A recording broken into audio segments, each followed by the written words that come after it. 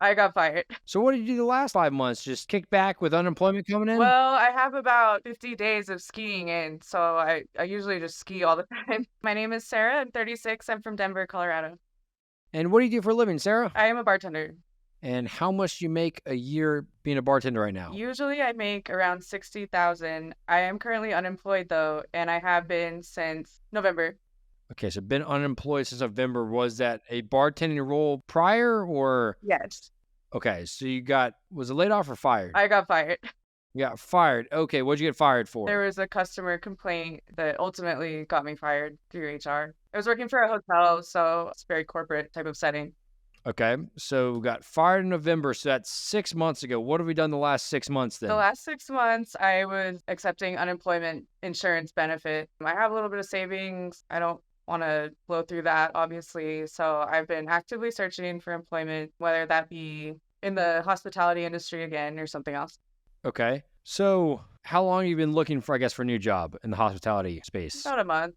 So what did you do the last 5 months? Just kick back with unemployment coming in? Well, I have about 50 days of skiing in, so I usually just ski all the time. So no job, got fired, collecting unemployment, which are you supposed to take unemployment when you get fired? You can. I guess it depends on what the state says. So decided that with no job, let's just enjoy ski season from December to March. Yeah, I'm still at it, to be honest. We're still skiing here. How many more weeks in ski season is there? This weekend might be the last one for Copper and Winter Park, but Arapahoe Basin is staying open until June. Well, that is one way to take life is get fired. Let's just go ski for a few months and not worry about things. Okay. Not the approach I'd probably take. Starting to get worried though. I would have gotten worried 5 months ago, but that's me. Okay, so unemployed, enjoying life skiing. How would you rate your current financial situation on a scale of 1 to 10? 5. A 5. That is a bold spot to put yourself. Unemployed for 5 months, no income besides unemployment. But let's talk about assets and debts then. So current assets, value of car, $10,000. Retirement accounts, $10,000. Is that all 401k? Is that Roth IRA? What type of accounts are those in? I have both a Roth IRA and a 401k. Okay. And then savings, $7,300 that you ended the statement with. Is that accurate? So total assets, $27,372. And then debts, we have $47,630 for student loans at a 5.8% interest rate, but that's on a income-based repayment plan. So we're payment zero currently. And then credit card debt, we have $6,824 in credit card debt right now. Okay. And that interest rate is probably 29% if I had to guess. It's high, yeah. What's your monthly minimum payment on the credit card debt? It's like 160, but I usually pay 300. Yeah, because if you pay 160, it'll take you probably 30 years to pay that off, which is not fun. So total assets, 27,000, total debts, 54,000, some change. So your net worth is negative $27,000 right now. Have you ever calculated your net worth before? No. And what does that number kind of say to you right now? That I should probably get a job. I would agree with that. I think being at a negative net worth at 36 years old, I think your priority should be getting a job first, skiing second, but that is my take on the situation. So out the gate, I would not put yourself at a 5 because no income, negative net worth, credit card debt. If it was just student loans, it wouldn't be as bad, but credit card debt is not a spot I want you or anyone to be in because high interest rates on credit card debt is very difficult to get out of. It's a lot harder to get out of than lower interest rate debt because if you pay just the minimum payment, your balance might go down $20, $30, $40 a month, and most of it goes towards interest. So it's not a spot you want to be in at all. On the credit card debt, have you always carried a balance on your credit card, or is this all accumulated since you lost your job in November? No, I've always carried a balance.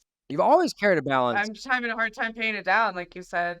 Can I give you a piece of advice? Cut up that credit card, never use it again. Then, if you've always carried a balance in your credit card, it is just destroying you because, granted, your last statement, you only used it 3 times, but you got charged $92 on interest on that statement period. You spent $10 on Amazon and $46 on Amazon. Probably would have second guessed those Amazon items if you didn't have a credit card. I accidentally had it set to that credit card and I didn't know. I didn't want to use it, but it was on the setting.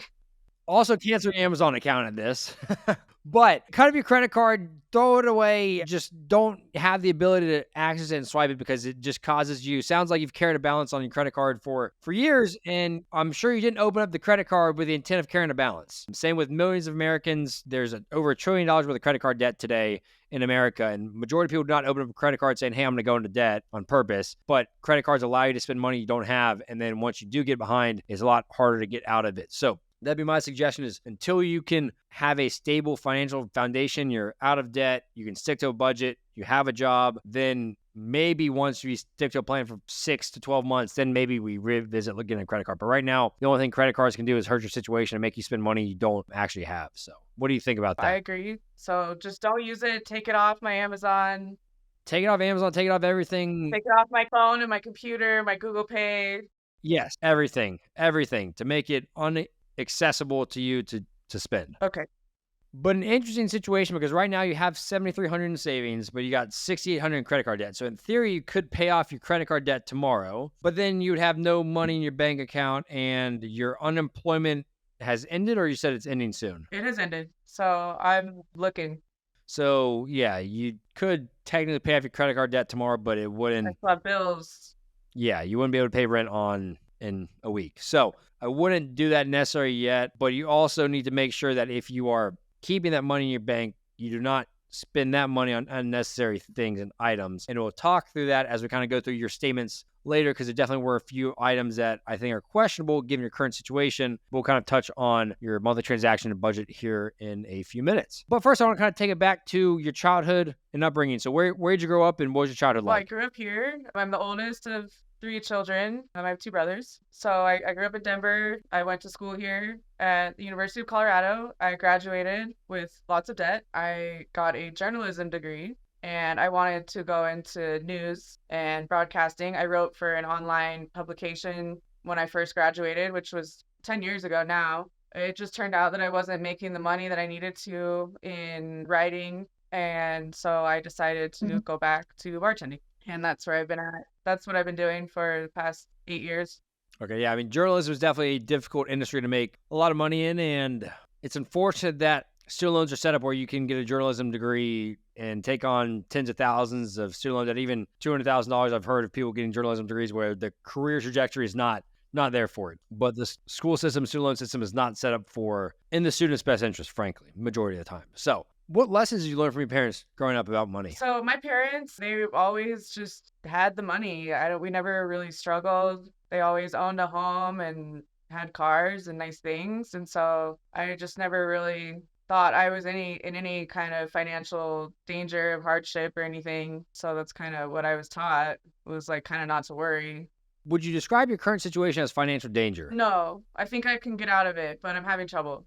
I would say you're not in a good spot because you have more money in your savings than you do in your credit card debt. You're not in 100% financial danger, but you're borderline to that point, especially since we have student loans that are basically 6% interest, about $50,000 there. So They're looming, yeah.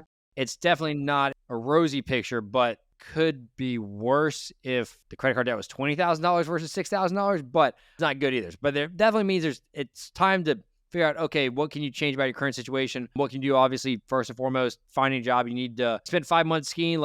We got to buckle down and find a job, because that's the biggest problem in this current situation right now is with no income, you can't pay off debt, you can't pay your bills, you will run out of money at some point. So that's the first thing you definitely need to do. So on that, let's kind of run through your monthly budget then that you sent over. So we got no income coming in. Do we have any income at all coming in at all right now? No. Nothing. So skiing, how many days a week are you skiing? Well, it was like 3, but now it's like 1. Now it's 1. Okay. So So conditions are declining, and I'm having to look for a job, and so how many different jobs are you applying to a week right now? like a few. A few. Sarah, that's not going to cut it. Yeah. So the other thing I didn't mention when I set this up, Saturday my car broke down, and so I'm having to get that fixed. So that's another $1,100 out of my checking account, I guess. Okay. What happened to your car? Needs new spark plugs and coils. So on your expenses, we've got rent, $725. Are you living with roommates right now? I have 1 roommate, yeah. And your utilities, $75 a month. Car insurance, $156. Gas, $200. Groceries, $200. So your total necessities, $1,300. Then subscriptions, $40. Eating out, $100. Entertainment, $100. Gifts and donations, $500. personal care 100, shopping 100. So your total living expenses 1846, and that does not include your credit card payment, which is $300, or sorry, 160 minimum payment. You said you've been paying $300, so that puts your monthly expenses to just over $2,000 if you just do the minimum payment on the credit So card. I don't think I buy $500 of gifts. I think I meant to say 50. Sorry, if I said 500, it is 50. Okay. Okay. So, how do you manage your current expenses and transactions? You budget your expenses at all with spreadsheets or an app at all? No, just right now I'm trying to spend no money at all. So that's one thing I would suggest is you got to budget your expenses, whether it's using a spreadsheet, whether it's using an app. You need to make sure you can understand where your money's going, how much you spend on each category. You put 200 on groceries. Are you actually spending 200 or are you actually spending 400 because there's so many different transactions? It's hard to keep track of looking at your bank statement. You don't know how much you're actually spending unless you know to a T how much you spend in each category. So I use a tool called Copilot. It automates most of the work for categorizing transactions and makes it easy for me to look at any point of the month. I spend this much money on food. This is how much money I've left for food for this month. Or, hey, I know I have a trip coming up. I can start saving money for vacation. So budgeting is a necessity because it's very difficult to get out of debt without a plan and a budget. All a budget is a plan. It's, you know how much money you're making. And you know that to build wealth and to pay off debt, you need to spend less money than you're making. So that's all a budget is a plan of action. And if you follow it, it's impossible to go broke. It's impossible to not build wealth if you spend less money than you make. You only know that by knowing your numbers in your budget. So does that make sense? Got it. Okay, so let's look through your monthly transactions. The interest on your credit card, we already talked about, is $92 for last month, and you spent $56 on Amazon on those transactions. So like I said, I would cancel Amazon because right now, in your current situation, you can't afford to spend frivolously on Amazon. And Amazon makes it very easy with their one purchase checkout to spend money. So eliminate the possibility of spending more money than you have. And that's deleting Amazon and it's getting rid of the credit card. Those are two big things that will cause friction and save you money just out the gate. So let's go through these statements here. Your checking account statement. What did you spend on for $5 on TikTok on April 22nd? I don't know. It says a TikTok transaction for $5. I don't use it. I haven't really looked at that. That's why you got to track your expenses. Then on April 22nd, $151 at Ulta, where all those necessities to live. Yeah.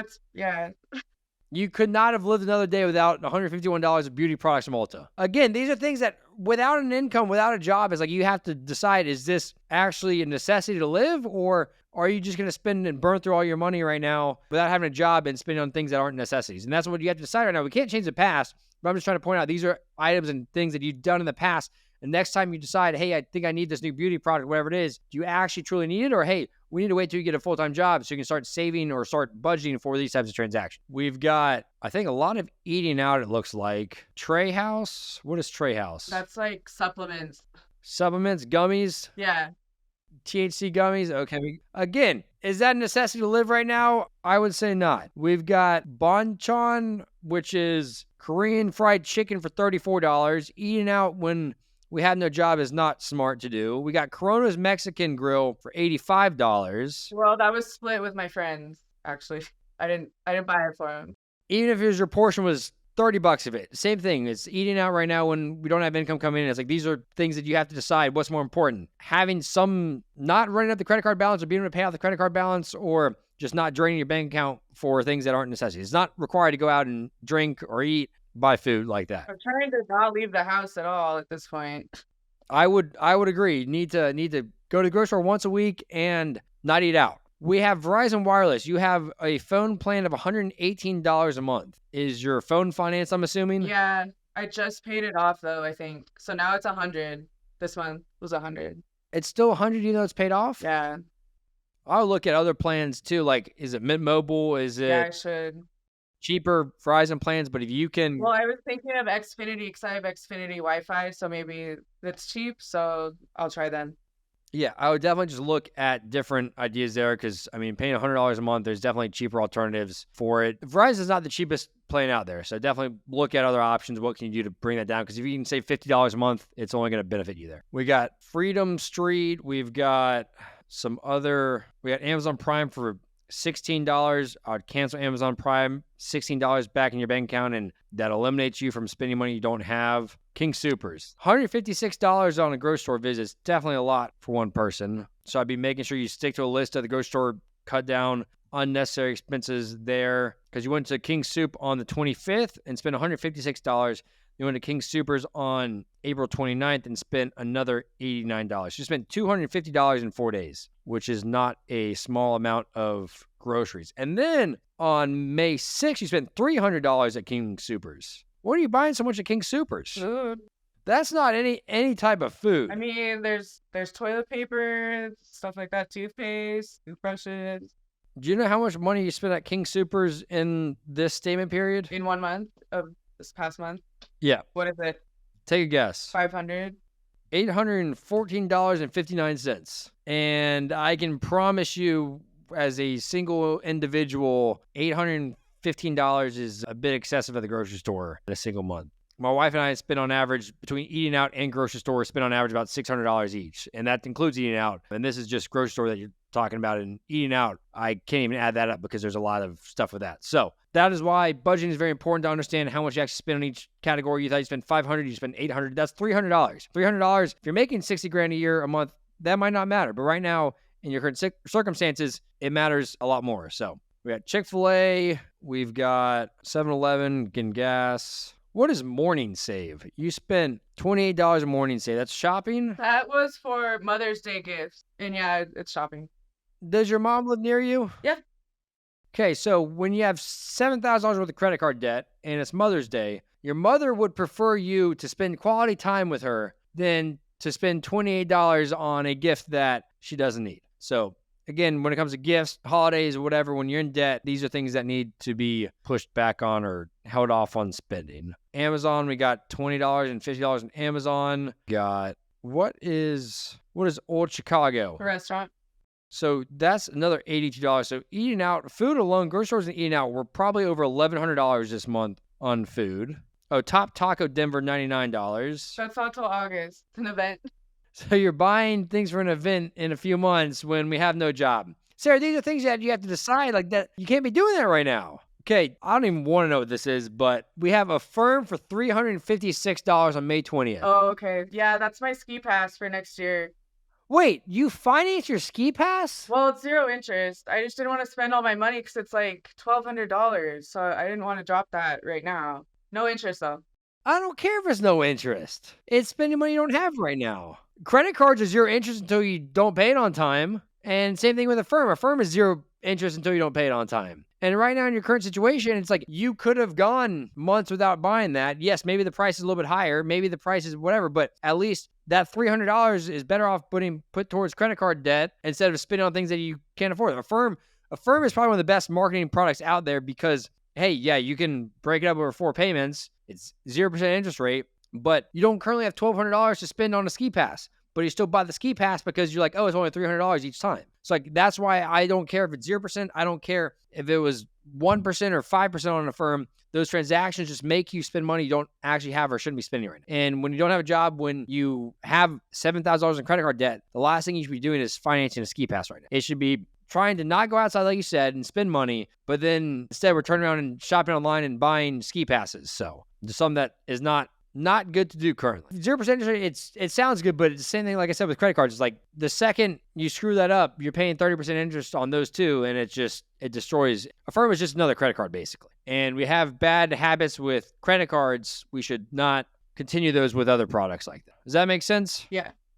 And then we got Jersey Mike's. We got some sushi for $40, and we got JCC Kitchen. So I'm impressed. You spent at least probably $1,200 last month on food. As one person, that's pretty impressive. Not in a good way. This is very important why you need to make sure that you're tracking every single expense because it's very easy to spend money that you don't have. It's very easy to overspend on food, on shopping, on these types of things that you should not be spending money on. What is this? What is Mighty Millions? Don't tell me that's a lottery. It's charity. Yeah. It is a raffle. But yeah, there are prizes. Are you trying to win the $2.7 million house? Yeah, I need the house. You don't need the house because you can't afford the house. I'll sell it. That's like playing the lottery. That you just lit $150 on fire right there. These are the things that you can't do when you have credit card debt. Even without credit card debt, raffles and lotteries and all of that, lotteries don't lose money. Casinos don't lose money. They make money because the odds are in their favor. So like these are things that you should not be spending money on. So between the eating out, the groceries, and like the firm and the raffle, I mean, that's probably $1,500 last month out of the $2,000 that flew out of your bank account that you should not have been spending. Well, actually, do you know how much money you actually spent last month? No. So money that flew out of your account. So money in between, what is TPG products that you got $1,900 from? Tax refund. Oh, so it's tax refund. Okay, so you got a tax refund for $1,900. Then you got a bunch of unemployment. I guess some of these are Zells from your friends to you for expenses. But you had $5,054 flow into your account, and you had $7,000 flow out of your account last month. Oh, no. Not good. No. And that's, I mean, we got 1,000 of student loans, it looks like. But then we have like the firm. We have a couple credit card payments. But still, with trying not to spend money a lot flow. What is the Venmo for $1,275? Was that your rent? Mm-hmm. Why is it $1,275 if your monthly rent is $725? Are you behind on? My friend paid $550 because she doesn't have the garage space or a bathroom. Oh, so okay, I see that. She just paid a little less than. She paid you the $550 and you sent out that. Okay, that makes sense. But even with that, yeah. So you spent last month still on a net basis. You spent $2,000 more than what you brought in. So that's just not smart. So if you gotten rid of some of the eating out, if you gotten rid of the firm payment and the concert, I mean, the lottery, raffle system, whatever it is, then you'd be a lot closer to break-even point. Those are the decisions you have to make right now. Is what's more important? Is it seeing that bank account balance stay put, or is the margaritas and tacos more important than that? So my first suggestion, I guess, is budgeting. You need to make sure you're tracking every single expense. You need to make sure you're budgeting. You need to know how much money you're spending on every single category, every single month. Don't go a single further month not knowing where your money's going, because you will continue to spend unnecessarily on it. Even then, when you get a job, you have to make sure you budget, because just because you got a job doesn't mean you can stop budgeting, because money will fly out just as quickly as it came in. And you have carried a credit card balance for years, and that's because you haven't budgeted, you haven't been able to track your expenses. And just by budgeting and tracking your expenses, you're going to realize, hey, I need to cut back in certain categories, or hey, I need to change certain habits. And that will help just allow you to make better financial decisions. And when you're about to swipe that card, your debit card, because you're not going to use a credit card, you will think twice about that purchase. Second thing, so budgeting's first. Second thing, getting a job. I mean, I guess this is just as important as number one, but getting a job. You need to be hustling, not applying to just a few a week. You need to be going to every single bar around town, every single job you can find, walk into those restaurants or anywhere in the hospitality world, hotels, and figure out how can you get a job, how can you go on as quickly as possible, because that is the biggest factor in all of this. We can cut your expenses so much, but if you have no income coming in, it's a losing battle. So getting a job has to be number one priority. I'm going to follow up with you in a week and see how many jobs you applied to. Is it 2? Is it 3? Or is it 30? Or is it 50? I want to know, and I want to know how many jobs it is, and see where you're at with that. Number 3, once you get a job, you need to figure out a plan to pay off debt. So you have student loans and you have credit card debt. The number one priority should be credit card debt, because it's higher interest and you're on an income-based repayment plan for the student loans. So let's clear up the credit card debt first, knock that out. If you can throw an extra $500 a month towards it, an extra $1,000 a month towards it, because you're going to continue to live when you get a job like you don't have a job, so we can get out of the credit card debt as quickly as possible. If you depend on when you get a job, which hopefully is in the next 2 weeks, you should have money left over in your savings. So what most people would suggest, because 30% interest is on your credit card, and what I would do if I was in shoes, I would keep $1,000 in my bank account so I can make rent payment on the first, or I'd have $1,000 left over after rent on the first, and I would throw everything else towards the credit card debt. Because worst case scenario is you lose your job, you go back into credit card debt, and you find yourself in the exact same situation. And hopefully the likelihood of that is very low. But if you pay off $5,000 or $6,000 in credit card debt, then you're not going to be paying $90 a month in interest, and it's going to be a lot quicker to get out of the remaining credit card balance. Versus if you just try to attack that credit card debt every single month, you're basically lighting $90 a month on fire, because you're carrying that balance, your interest is still accruing. So what I would do is I would throw everything at it but $1,000 at the credit card debt, and then the rest of the balance, whether it's $2,000 or $1,000, you just pay that off over the next 2 months from your job once you have income coming in. And then once that's done, you really have to start figuring out what is your plan for student loans, because it's not a small amount of student loans, and your interest rate It's not ridiculously high, but it's not low. It's kind of in the middle at 6%, where if you pay that off, you're getting a 6% guaranteed rate of return on your money. If you invest in the stock market, you might earn 7 to 10% on average. Some people say invest, some people say pay off debt. I'm more in the boat of I prefer to pay off debt and get it out of there so I don't have to worry about that again. I don't have to owe anyone money. So I would be in the boat of paying off the student loans as quickly as possible. It's going to take some time because it's $47,000, but that's something I'll send you some resources on how to determine whether you should pay off debt, whether you should invest. But I'm in the boat of pay off debt. If you pay off debt or you invest, say you have $1,000 left over, whether you pay off the debt or you invest, as long as you're one of the two, financial situation won't be drastically different. The issue is some people say, hey, I won't pay off the debt and I'll invest, and they end up spending that money. And if you do that, that only hurts your situation. You're better off paying off debt if you're going to go spend that money on affirm payments or on raffles and on lotteries, then you're a lot better off paying off the debt instead of investing. So it all comes down to, I guess, sticking to the plan if you're going to invest. But I'll send you a lot of resources on that as well. Once your debt is all paid off, then you have to start worrying and figuring out investing for the future, because being 36, you still have time on your side before retirement. But every single year that you don't invest is going to cost you tenfold over the course of the next 30 years, because the best thing about investing is having time on your side. And if you wait until you're 46 or 56 to start investing, it's going to be a heck of a lot harder to set yourself up for success financially in retirement than it is if you can get this debt cleared off and start investing by the time you're 40. Does that make sense? Yeah. Let's run a little simulation. So if you can pay off all this debt, the credit card and the student loans, over the next 3 years, so you'll be 39 years old when you pay it off, and then you'll basically have 28 years until retirement, age 67. And in your account right now, you have $10,000 in your retirement account. And say you invest, we'll just max out your Roth IRA each month, so about $7,000 a year. If you contribute $583 a month, so about $7,000 a year, into a Roth IRA from 39 to 67 at a 7% rate of return, do you know how much money you'd have when you're 67 years old? How much? $676,000. And that's awesome. For $583 a month, that's great. If you had started investing when you're 25, it would have been $1.9 million. But that's why it's important. But if you wait until you're 50 to start, you'd have $260,000. So that's why it's very important that every single year is going to cost you tens of thousands of dollars towards your total retirement contribution. And some might say, hey, $676,000 might not be enough when you're retiring when you're 67, and that could be true. So that might mean you need to invest $1,000 a month starting at 39, and then you'd have $1.1 million. But having $600,000 is a heck of a lot better than having zero. And so what I want for you is, okay, how can you work to get out of this debt over the next 3 years? And then once you get to that point, then we need to start seriously investing and for the future, for retirement, because I think it'd be good to have a goal of having at least $1 million by 67, if not more, because we don't know what Social Security looks like. We don't know what life's events are going to happen in the next 30 years, where you might have to stop investing 1 year because you might have kids or a family, or need to save up to buy a car or a house. It's always very important to start investing early and often as well. Does that make sense? Yeah, definitely. It's kind of scary, but stuff I need to hear. Which part's scary? Just kind of how am I going to get out of what I've done? It's definitely scary. It's definitely a mountain that is challenging to look at. But the beautiful thing about it is it's in your hands at this point, and you can decide whether you want to attack it face on, or you want to hope and pray someone is going to forgive your credit card debt, which isn't going to happen, or the government might forgive student loans, but who knows if that's actually going to happen or not. And do you want to wait around for them, or do you want to take control and take action of your own life? And when you're paying off the student loan debt, what's going to make it a lot more manageable is, I'm assuming that $47,000 is a bunch of different loans. It's not just one loan. I've consolidated them once, and so now it's just two.